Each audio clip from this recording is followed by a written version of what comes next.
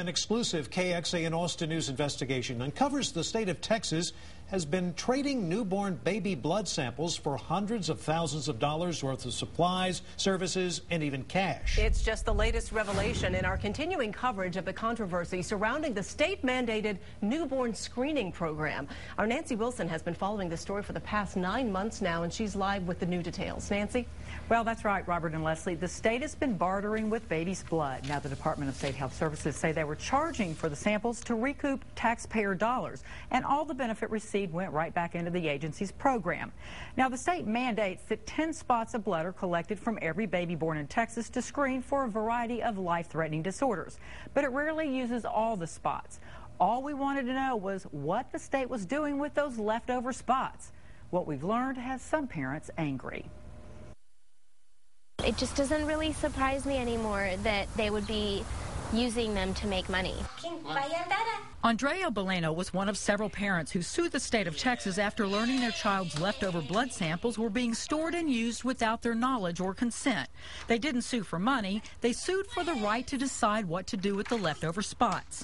Because of the way the state has handled it, I would never ever consent for any of my kids' tissues to go to the state, whereas I might have before. She says the state has been secretive about what they were doing with the leftover spots. It's definitely not happening. The head of the state lab told lawmakers the spots weren't used for law enforcement purposes. It's not used for that. Not currently used for that, no. That's not our intention. But records show twice the state provided samples to the military to build a DNA database to aid criminal investigations. I think it's a breach of public trust. To settle the lawsuit, the state agreed to destroy any samples kept without consent and post a list of how they were used in the past. But we found the list only accounts for less than 9,000 of the leftover blood spots. What's not on the state's website are the hundreds of thousands of samples traded to for-profit corporations. One contract is with PerkinElmer, the manufacturer of the lab equipment shown in the state's own video. The state agreed to provide the company with 228,000 newborn blood samples in exchange for $456,000 worth of supplies and maintenance. Here, the state traded 3,600 blood spots for $7,200 worth of HIV test kits. In other deals, the state skipped bartering and went straight for cash. Here's a purchase order for 400 spots. The charge, $4 a piece. 600 spots to this company brought in $2,400.